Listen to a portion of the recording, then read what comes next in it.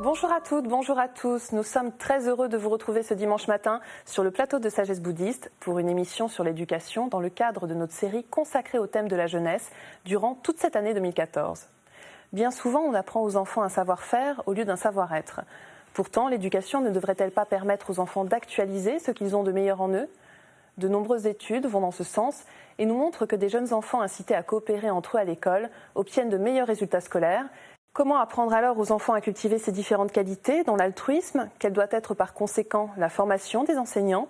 Comment envisager une éducation qui ne soit plus basée sur la compétition, mais coopérative ? C'est avec un immense bonheur que j'accueille pour en parler Mathieu Ricard. Mathieu Ricard, bonjour. Bonjour.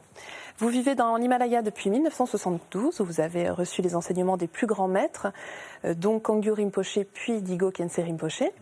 Vous vous occupez de nombreux projets humanitaires au Tibet, au Népal, en Inde, à travers l'association Karuna Sechen. Et vous venez de publier un livre magnifique, Plaidoyer pour l'altruisme, où vous traitez notamment de la question de l'éducation, qui est, je crois, pour vous, essentielle. Alors, vous mettez en exergue du chapitre consacré justement à l'éducation une citation d'Aristophane. Enseigner, ce n'est pas remplir un vase, c'est allumer un feu. Alors, pourquoi cette citation et pourquoi est-ce que c'est si important pour vous ? Parce que si vous voulez, l'éducation moderne, principalement, vise à développer un certain nombre de qualités comme d'aiguiser l'intelligence, de réussir aux examens, une certaine discipline, ce qui bien sûr est excellent, et aussi à accumuler le plus grand nombre d'informations possible. Mais si on demande à quelqu'un l'a fait, Martin Seligman, à des milliers de parents, qu'est-ce que vous souhaitez pour vos enfants ? Au travers de l'éducation, ils disent je souhaiterais que mon enfant s'épanouisse dans l'existence, soit une bonne personne, réussisse mais sur le plan humain. Et finalement, si on s'aperçoit entre ce qu'on enseigne et ce qu'on espérerait de l'éducation en tant qu'être humain, il y a une sorte, ça ne correspond pas tout à fait. Donc allumer un feu, c'est donner un sens à l'existence, une direction, une joie de poursuivre son chemin à chaque instant de l'existence, pas seulement d'accumuler des informations dont on peut utiliser pour faire du bien comme pour faire du mal. Alors c'est aussi cultiver certaines valeurs, certaines qualités, je crois, notamment celle de l'altruisme. Alors est-ce que déjà c'est selon vous une qualité qui est innée chez les jeunes enfants ? Alors pendant longtemps, certains ont prétendu ou affirmé que les enfants étaient en gros extrêmement égoïstes, que l'empathie n'arrivait pas avant l'âge de 7 ans, etc., etc. En fait, toutes les études scientifiques récentes et bien menées ont montré d'une part que les enfants sont des coopérateurs quasi inconditionnels. Si un expérimentateur fait tomber quelque chose, les enfants ils arrêtent de jouer, ils se précipitent pour aider. On s'est aperçu que les enfants, si on leur montrait des personnages dont certains se comportent bien vis-à-vis d'un autre ou d'autres de façon violente, ils préféraient de beaucoup les personnes qui se comportent de façon bienveillante. On a pu montrer que quand on donne un bonbon à un enfant et on lui fait signe, est-ce que je te le donne ou je le donne à celui qui est en face de toi, que ceux qui préfèrent donner leurs expressions faciales et leurs comportements montrent qu'ils sont beaucoup plus joyeux et contents de donner que lorsqu'ils le reçoivent. Donc il y a toutes sortes de facteurs qui montrent que même sans l'influence des parents, parce que même les récompenses diminuent en fait cet élan spontané. Parce que les enfants ils disent je fais ça pour une récompense, mais alors que là ils le font pour le plaisir en quelque sorte. Que après bien sûr il y a les normes sociales qui se mettent en place, mais que spontanément c'est un peu dans l'ADN des enfants que de s'ouvrir à la coopération et à l'altruisme. Donc ceci doit être ensuite cultivé, et c'est là où vous parlez d'éducation coopérative. Alors de quoi s'agit-il ? Ouais, donc ce potentiel, alors, il faut évidemment le favoriser, parce qu'il peut après, vers l'âge de 5 ans, les enfants commencent à discriminer entre ceux qui les traitent bien et pas bien, ce qui est normal, il faut qu'ils se protègent, mais ça peut aller trop loin, c'est-à-dire qu'ils peuvent se renfermer sur eux-mêmes. Alors l'éducation moderne, enfin récente en tout cas, met l'accent sur la compétition. Alors, il y a le coup des classements, etc., etc. Il faut réussir.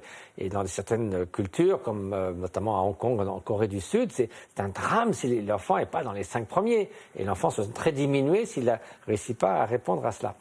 Donc, l'éducation coopérative, qu'est-ce que c'est ?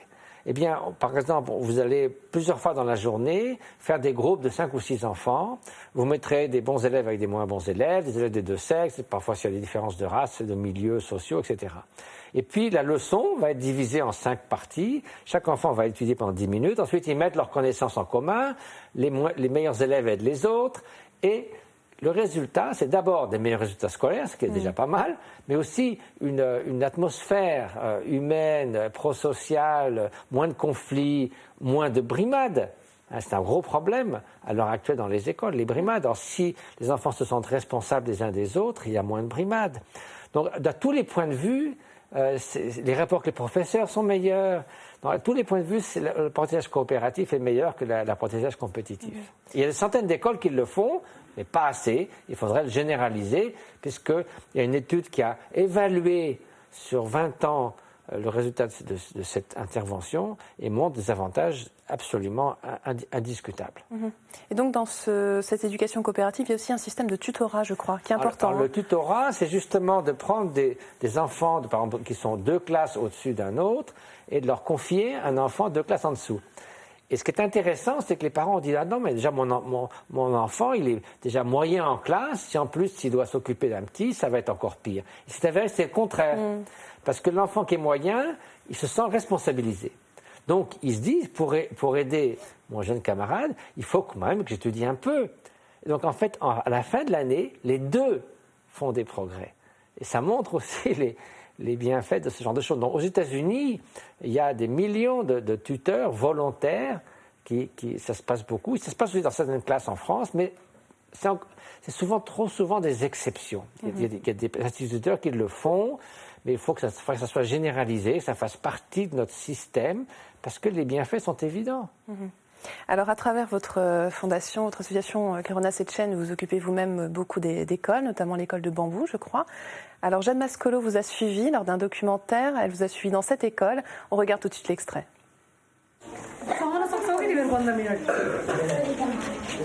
Les professeurs, c'est génial aussi. Il faut à peu près 100 professeurs par école. Donc, il met des annonces. Donc, il fait une sorte de présélection avec son équipe. Il descend à 300, c'est-à-dire 3 par classe. Ensuite, il met les profs 3 profs pendant une semaine dans une classe. Et à la fin de la semaine, il demande aux enfants de choisir le professeur. Je ne sais pas si ça passerait dans l'éducation nationale en France, mais c'est génial parce que les enfants ils disent « Ah, celui-là, il en aime bien, il a un bon contact et puis il enseigne bien. » Donc voilà. Parce que tout le monde accorde une grande valeur à l'éducation. Ils espèrent que leurs enfants vont faire mieux qu'eux, au point de vue social et tout. Ils envoient un fils, parce que c'est le fils qui va s'occuper des parents, la fille part se marier ailleurs, etc., etc. Il y a un préjudice contre les femmes. Donc, qu'est-ce qui reste? C'est les filles. Donc, lui, il récupère toutes les filles. Et quand on éduque des filles, tout le monde sait bien, enfin, la société change, c'est les femmes qui font changer la société. Maintenant, on a bien compris ça. Alors Mathieu Ricard, on vous entend dans cet extrait vous exprimer sur l'importance justement de l'éducation qui doit être donnée aux filles. Pourquoi est-ce que c'est essentiel pour vous et pour la société de manière plus générale? D'abord parce qu'une société où le statut de la femme est plus élevé est nettement moins violente, toutes les études l'ont montré, qu'il y a aussi moins de mortalité infantile et de mort des mères au moment de l'accouchement, etc., si elles ont été éduquées. Donc, ce qu'on appelle le girl effect, l'effet fille, était reconnu par toutes les personnes qui s'occupent de ces questions-là. Et en plus, c'est normal, je veux dire, qu'on fasse ça. Alors, dans ces écoles, ce qui est formidable, c'est que vous pouvez construire une école pour 2000 enfants en 2 mois. Et il y a cet entrepreneur social qui s'appelle Uttam Sanjel, qui en a construit, je crois, une vingtaine. Nous en avons construit 9 au travers de Kérona Setchen.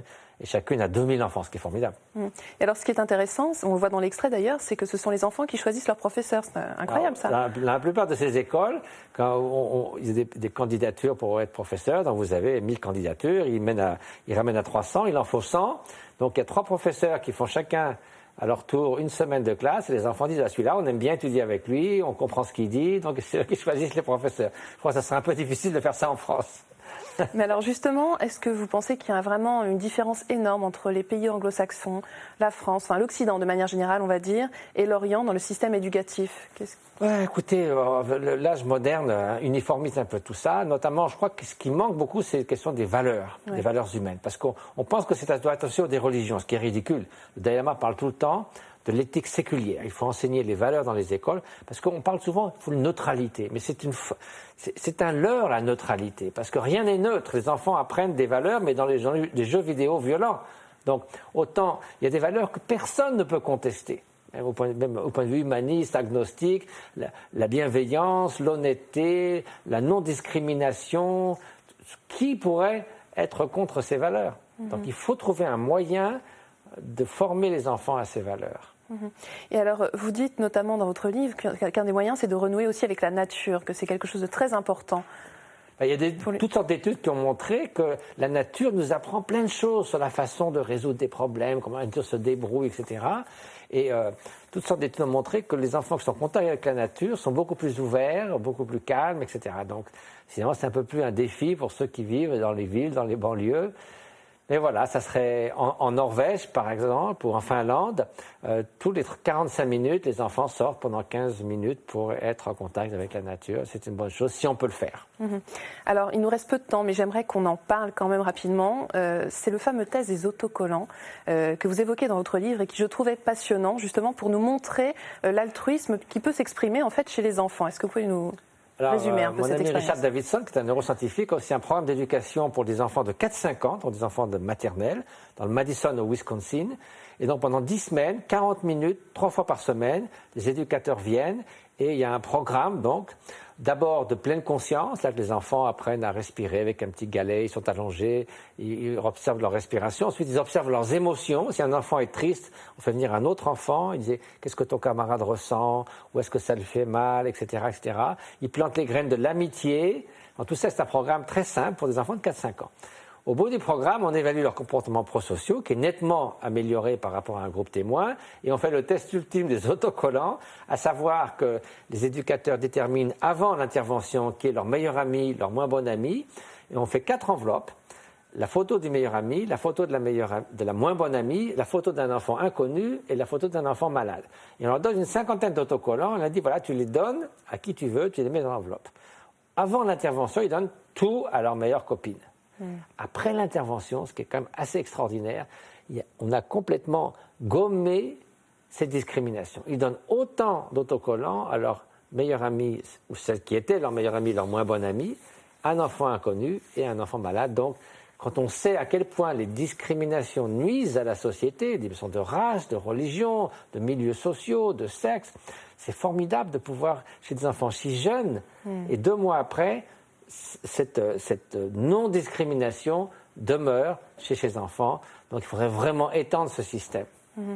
Alors, pour terminer, il y a d'autres systèmes que vous mettez en avant dans votre livre. C'est notamment le Barefoot College, la classe en puzzle. Enfin, il y a différentes initiatives comme ça que vous suggérez. Est-ce que vous pouvez nous en dire un mot? En Inde, au Barefoot College, ça c'est pour les petites filles et les enfants qui travaillent dans les champs, qui gardent des animaux. Donc de 7h du soir à 10h du soir, il y a des écoles extrêmement vivantes où ils apprennent ensemble à écrire, ils font ça à la lumière d'éclairage solaire, il y a un parlement des enfants, ça passe dans le Rajasthan en Inde, et il y a quand même pas mal d'initiatives comme ça dans le monde.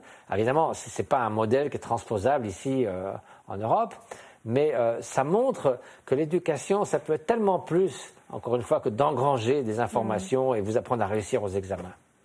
Eh bien, nous allons nous quitter sur ces très belles paroles. Merci Mathieu Ricard d'avoir été avec nous aujourd'hui. Et si vous souhaitez aller plus loin, voici quelques ouvrages que nous vous conseillons. Je vous rappelle tout d'abord le livre de notre invité sur lequel nous sommes basés pour préparer cette émission, Plaidoyer pour l'altruisme, la force de la bienveillance, chez Nil Éditions. Toujours de notre invité Mathieu Ricard, Plaidoyer pour le bonheur, publié chez Pocket Évolution. Vous y retrouverez les différents thèmes que nous venons d'évoquer, ainsi que de nombreux conseils pour approcher, trouver, mais aussi retenir ce bonheur.